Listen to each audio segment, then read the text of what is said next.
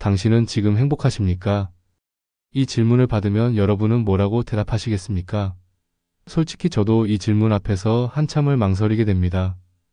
어떤 날은 정말 행복하다고 느끼지만 또 어떤 날은 모든 게 무너지는 것 같거든요. 요즘 사람들은 모두 행복을 찾아 헤맵니다. SNS를 보면 다들 행복해 보이죠. 맛있는 음식 사진, 여행지 인증샷, 멋진 순간들. 하지만 그 뒤에 숨겨진 진실은 무엇일까요? 실제로 우리는 행복한 걸까요? 아니면 행복한 척하고 있는 걸까요? 제가 최근에 한 직장인을 만났습니다. 대기업 과장님이셨는데 겉으로 보기엔 완벽했어요. 좋은 차, 좋은 집, 안정적인 직장. 그런데 그분이 제게 이런 말을 하더군요. 매일 아침 눈을 뜰 때마다 출근하기 싫다고. 행복한 것 같은데 행복하지 않다고. 무언가 채워지지 않는다고 말이죠. 우리는 모두 행복을 추구하며 살아갑니다. 열심히 일하는 이유도, 돈을 버는 이유도, 공부하는 이유도 결국은 행복하기 위해서죠. 미국을 비롯해서 한국과 많은 나라들은 행복 추구권을 국민의 기본권으로 삼고 있습니다. 행복을 추구할 수 있는 권리를 보장하겠다고 약속하죠. 그런데 여기서 질문 하나 던져볼게요. 행복이 뭘까요? 서울대학교 행복연구센터에서는 행복을 이렇게 정의했습니다. 자기 삶에 대한 만족감과 감정이 긍정적인 상태, 그리고 삶의 의미와 목적을 강하게 느끼는 상태라고요. 결국 핵심은 마음의 상태입니다. 내가 마음에 어떻게 느끼느냐, 주관적인 마음의 느낌을 우리는 행복이라고 부르는 거죠. 그런데 문제가 있습니다. 마음의 느낌, 마음의 감정이라는 건 정말 종잡을 수 없다는 겁니다. 어느 때는 도저히 행복할 수 없는 상황에서도 행복해지기도 하고 또 어떤 때는 모든 것이 다 갖춰진 상태에서도 불행을 느끼지 않습니까? 제 친구 중에 한 명은 로또에 당첨됐습니다. 10억이 넘는 돈이었죠. 처음 6개월은 정말 행복해 보였어요. 그런데 1년이 지나니 그 친구 얼굴이 달라졌습니다. 사람들이 돈 때문에 다가오는 건지 진심으로 다가오는 건지 알 수 없다고. 가족들까지 돈 이야기만 한다고. 결국 그 친구는 당첨 전보다 더 불행해졌습니다. 일본 소설가가 유행시킨 말이 있죠. 소확행. 소소하지만 확실한 행복. 그는 이렇게 표현했습니다.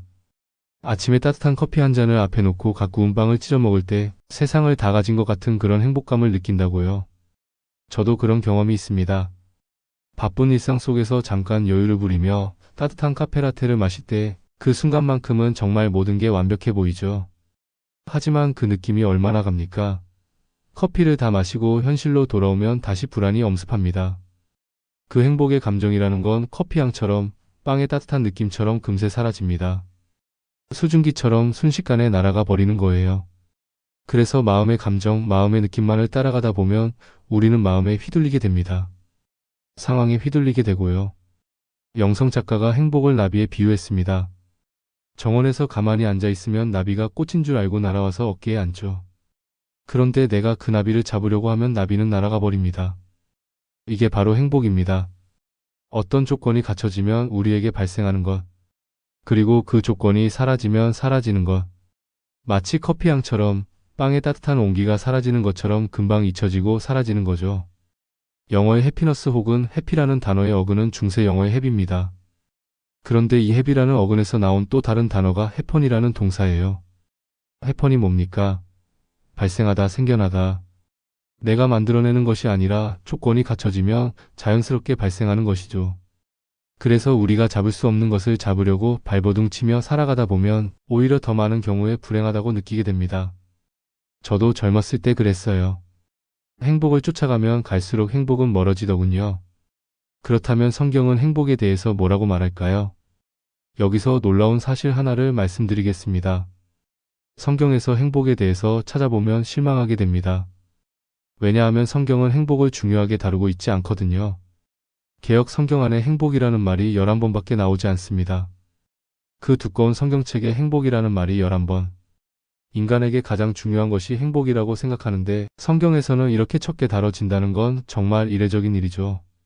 게다가 행복이라고 번역된 히브리어와 헬라어를 보면 꼭 행복이라고 번역할 수 있는 것이 아닌 경우가 많습니다. 그럼 성경은 인간이 불행하기를 원하는 걸까요? 아닙니다. 성경은 우리에게 행복을 추구할 것이 아니라 다른 것을 추구하라고 합니다. 그게 뭐냐면 복된 상태의 복됨입니다. 히브리어로 아셰르, 헬라어로 마카리오스라고 하는 이것이 성경에서는 행복 대신 사용되는 언어입니다. 시편 1편을 보세요. 복 있는 사람은 악인의 꾀를 따르지 아니하며 죄인의 길에 서지 아니하며 오만한 자의 자리에 앉지 아니한다. 여기서 말하는 복 있는 사람이 바로 아시르입니다. 그리고 신약성경에서 가장 유명한 팔복이 있죠. 복이 있어라 심령이 가난한 사람들. 복이 있어라 슬피 우는 사람들. 복이 있어라 온유한 사람들. 복이 있어라 의에 줄이고 목마른 사람들. 복이 있어라 긍휼을 베푸는 사람들. 복이 있어라 마음이 청결한 사람들. 복이 있어라 평화를 만드는 사람들. 복이 있어라 의를 위해 박해받는 사람들. 여기 나오는 사람들 보세요. 심령이 가난한 사람, 슬피 우는 사람, 박해받는 사람. 우리가 세속적으로 생각하는 행복한 사람과는 전혀 다르지 않습니까? 제가 아는 한 집사님이 있습니다. 사업이 완전히 망했어요. 빚만 수억. 가족들은 뿔뿔이 흩어졌고 건강도 나빠졌습니다. 그런데 그분이 저한테 이런 말을 하더군요. 목사님, 저는 지금 복 있는 사람입니다. 이 모든 과정을 통해 하나님을 더 깊이 알게 됐고 교만했던 제 자신을 발견했습니다. 지금이 제 인생에서 가장 복된 시간입니다. 처음엔 이해가 안 됐습니다. 어떻게 그런 상황에서 복 있다고 말할 수 있을까? 그런데 시간이 지나면서 알게 됐습니다. 그분은 행복감을 추구하는 것이 아니라 하나님 안에서 복된 삶을 추구하고 있었던 거예요. 우리가 행복을 추구한다는 말은 내 마음의 편안한 느낌을 추구한다는 뜻입니다. 하지만 성경에서 말하는 복 있는 사람은 마음의 평안을 추구하는 것이 아니라 특정한 삶의 길, 삶의 방법을 추구하는 거죠. 시편의 사람, 복 있는 사람은 어떤 사람일까요? 따뜻한 차 앞에 놓고 각 구운 빵을 찢어 먹는 그런 상태를 말하는 것이 아닙니다.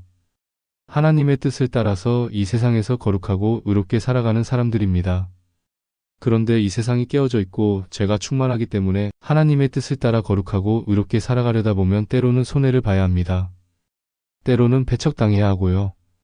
그래서 시편에 보면 복 있는 사람은 가난한 사람, 병든 사람, 억울한 사람, 실패한 사람, 소외된 사람, 고통받는 사람, 죽음의 위기에 빠진 사람으로 나옵니다. 저는 팔복을 시편의 결정체라고 생각합니다. 예수님께서 시편 150편에 나오는 내용들을 팔행의 시로 요약해서 하나님의 뜻을 따라 사는 사람이 어떤 것인지를 보여주신 거죠. 온유하다는 말을 오해하시는 분들이 많습니다. 교회 오빠, 교회 언니처럼 늘 따뜻하고 친절한 걸 말하는 게 아닙니다. 온유하다는 건 하나님이 바로잡아 주실 것을 믿고 나의 노력으로 나의 실력으로 싸워 이기려고 하지 않는 거예요. 때로 양보하고 때로 물러서는 사람을 말합니다. 실제로 제가 회사에서 근무할 때 경험한 일입니다. 제공을 가로챈 동료가 있었어요. 정말 화가 났죠. 그 자리에서 따지고 싶었습니다. 하지만 참았어요. 하나님께 맡기고 물러섰습니다. 세상 사람들은 바보 같다고 했죠. 그런데 6개월 후 그 동료의 거짓말이 들통났고 저는 더 큰 프로젝트를 맡게 됐습니다. 이 세상의 도덕, 세상의 철학은 우리로 하여금 마음의 행복감을 위해서 살라고 계속해서 속입니다. 하지만 성경은 행복감을 위해서 살지 말고 하나님의 뜻을 따라 거룩하고 의롭게 살기 위해서 힘쓰라고 말합니다. 그렇게 살아가는 것이 복된 삶입니다. 생각해 보세요. 만약 제가 나는 행복한 사람입니다 라고 말하면 어떻게 느끼시겠습니까? 당신이 행복하다는데 내가 뭐라고 할 게 있나 싶겠죠. 하지만 성경적인 의미에서 저는 복된 사람입니다 라고 말하면 어떨까요? 교만한 사람이다, 자기의에 빠져있는 사람이다 이렇게 생각하기 쉽습니다. 성경에서 말하는 복된 삶의 상태, 거룩하고 의롭게 살기 위해서 이 세상에서 하나님의 뜻을 따라 살아가는 것은 완성할 수 없습니다. 그렇기 때문에 늘 그렇게 살지만 늘 부족함을 느낍니다. 나는 나 자신에 대해서 나는 복된 사람입니다 라고 말할 수 없어요.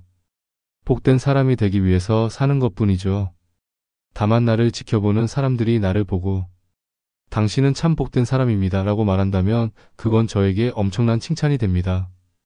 행복과 복됨의 차이를 정리해 볼까요? 첫째, 행복감은 주관적인 느낌이고 복됨은 내 삶의 자세, 삶의 길, 삶의 태도입니다.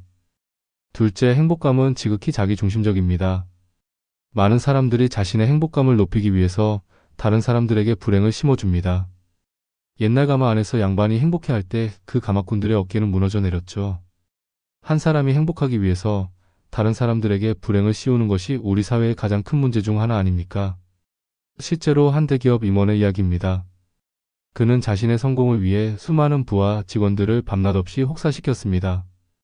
그는 행복했을지 몰라도 그 밑에서 일하던 직원 중 한 명은 결국 과로로 쓰러졌어요. 행복감을 위해서 살아가다 보면 너무도 쉽게 그렇게 됩니다. 하지만 복된 삶을 추구하는 사람들의 경우는 다릅니다. 하나님의 뜻은 때로 우리의 유익과 우리의 안전을 희생하면서 다른 사람의 유익을 위해 일하는 것이죠. 다른 사람의 유익을 위해서 일할 때 거기서 얻는 기쁨이 우리에게 돌아올 때 그때 정말 수증기 같은 연기 같은 행복감이 아니라 마음 깊이 찾아드는 진정한 만족을 느끼게 됩니다. 셋째, 행복은 주로 물질적인 환경에서 오지만 복된 상태는 하나님 안에서 만족을 얻는 것입니다.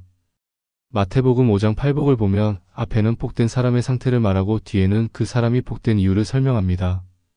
심령이 가난한 자는 복이 있다. 왜? 하나님 나라가 그들의 것이다. 하나님 나라가 그들의 것이라는 말은 하나님의 사랑 안에, 하나님의 다스림 안에 살아간다는 뜻이죠. 슬퍼하는 자는 복이 있다. 왜? 하나님께서 위로해 주시기 때문에. 여러분 살아가면서 기도 중에, 찬양 중에, 예배 중에 하나님께서 주시는 위로를 경험해 보셨나요? 저는 가장 힘들었던 순간에 그 위로를 경험했습니다. 아버지가 돌아가셨을 때, 사업이 실패했을 때, 건강을 잃었을 때, 그때마다 하나님께서 제 마음에 한마디 말씀을 주셨고 모든 것이 녹아 없어졌습니다. 온유한 사람은 복이 있다. 나의 완력으로 나의 힘으로 싸워 이기는 것이 아니라 하나님이 바로잡아 주실 것을 믿고 약해짐을 택할 때 하나님께서 땅을 기업으로 주실 것입니다. 의에 줄이고 목마른 사람은 복이 있다. 하나님이 의를 채워주시기 때문입니다. 긍휼한 자는 복이 있다. 하나님이 긍휼히 여겨주시기 때문입니다. 마음이 청결한 자는 복이 있다. 하나님을 볼 것이기 때문입니다. 평화를 위해 일하는 사람은 복이 있다. 하나님의 아들이라 불릴 것입니다. 8번에 걸쳐서 계속해서 하나님께서 해주실 것이다. 하나님의 사랑이 있을 것이다. 하나님께서 인정해 주실 것이다. 이렇게 말씀하십니다. 진정한 행복은 우리가 얻으려고 발버둥치지만 얻을 수 없는 것입니다. 반면에 복은 하나님께서 우리에게 주시는 것이죠. 그렇기 때문에 헌법은 행복의 추구를 우리의 권리로 말하지만 성경에서는 오히려 고난을 추구하라고 말합니다. 십자가를 지라는 말도 그런 뜻이고요. 사도 바울이 고난을 추구한다는 말도 그런 의미입니다. 왜 우리가 쓸데없이 고난을 추구합니까? 왜 십자가를 져야 합니까? 왜냐하면 그것이 복된 삶에 이르는 길이고 나의 복된 삶을 통해서 다른 사람들에게 은혜가 전해지기 때문입니다. 실제로 역사를 보면 가장 큰 변화를 일으킨 사람들은 행복을 추구한 사람들이 아니었습니다. 마더 테레사는 평생 가난한 사람들을 섬겼습니다. 그녀가 행복했을까요? 세속적 기준으로는 아니죠. 하지만 그녀는 복된 사람이었습니다. 마틴 루터 킹 목사는 인종차별에 맞서 싸우다 암살당했습니다. 그가 행복했을까요? 하지만 그는 복된 사람이었습니다. 저도 젊었을 때 큰 회사에서 좋은 연봉을 받으며 일했습니다. 남들이 보기엔 행복해 보였죠. 하지만 저는 공허했습니다. 그러다 선교사로 헌신하기로 결정했을 때 주변에서 모두 말렸습니다. 미쳤다고, 인생 망친다고. 하지만 지금 돌이켜보면 그때가 제 인생에서 가장 복된 결정이었습니다. 물질적으로는 부족했지만 하나님 안에서 진정한 만족을 얻었거든요. 복된 삶을 사는 사람은 행복감이 없어도 상관이 없습니다. 행복감을 추구하는 사람은 행복감이 없으면 불행을 느낍니다. 그러나 복된 사람은 행복감을 느끼지 못하는 상태가 기본값입니다. 이 깨어지고 엉망이 된 세상에서 하나님의 뜻을 따라 살아가는 사람에게 행복감은 보너스입니다. 다만 우리가 하나님 안에 머물러 살아갈 때, 하나님 안에서 만족을 얻을 때, 그때 하나님께서 우리에게 조건이나 상황과 상관없이 행복한 만족감을 허락하시는 거죠. 요즘 세상을 보면 모두가 행복을 쫓아갑니다. 더 좋은 차, 더 큰 집, 더 많은 돈. 하지만 그것들을 다 가져도 여전히 공허합니다. 왜일까요? 우리가 잘못된 것을 추구하고 있기 때문입니다. 한 젊은이가 저에게 이런 질문을 했습니다. 목사님, 저는 좋은 대학 나오고 좋은 회사 다니고 결혼도 했는데 왜 행복하지 않을까요? 제가 대답했습니다. 당신은 행복을 추구했지 복을 추구하지 않았기 때문입니다. 진정한 복은 하나님과의 관계에서 옵니다. 하나님의 뜻을 따라 살아갈 때 비록 세상적으로는 손해를 보고 어려움을 겪더라도 마음 깊은 곳에서 평안이 찾아옵니다. 그것이 진짜 복입니다. 저도 지금까지 복된 삶을 살려고 힘써왔습니다. 쉽지 않았어요. 많은 유혹이 있었고 많은 어려움도 있었습니다. 하지만 하나님 안에서 복된 삶을 추구할 때 하나님은 때때로 우리에게 은혜를 베풀어 주셔서 행복감이라는 선물도 주십니다. 그러나 행복감이라는 선물이 없어도 좋습니다. 왜냐하면 우리는 하나님 안에서 이미 만족을 얻고 하나님 안에서 안식을 얻은 사람들이기 때문입니다. 그 능력으로 이 세상에서 복된 삶을 추구하며 살아가는 것입니다. 여러분께 부탁드립니다. 행복감에 휘둘려서 길을 잃지 마십시오. 복된 삶을 하나님 안에서 복된 삶을 추구하십시오. 그렇게 살아갈 때 나 자신도 하나님의 은혜 가운데 거할 뿐만 아니라 다른 사람들까지도 복되게 하는 삶을 살 수 있습니다. 마지막으로 제가 가장 좋아하는 구절 하나를 나누고 싶습니다. 시편 16편 11절입니다. 주께서 생명의 길을 내게 보이시리니 주의 앞에는 충만한 기쁨이 있고 주의 오른쪽에는 영원한 즐거움이 있나이다. 행복은 사라지지만 하나님 안에서의 기쁨은 영원합니다. 이것이 우리가 추구해야 할 진정한 복입니다. 오늘 이 영상이 여러분의 삶에 작은 변화를 가져오기를 바랍니다. 행복 대신 복을 추구하는 삶으로 방향을 바꾸시기 바랍니다. 그것이 진정으로 만족스러운 삶으로 가는 길입니다. 이 영상이 도움이 되셨다면 구독과 좋아요 부탁드립니다. 알림 설정까지 해주시면 새로운 영상이 올라올 때마다 가장 먼저 받아보실 수 있습니다. 여러분의 작은 관심이 더 많은 사람들에게 희망의 메시지를 전하는 데 큰 힘이 됩니다. 댓글로 여러분의 생각도 나눠주세요. 함께 성장해 가는 우리가 되길 바랍니다. 감사합니다.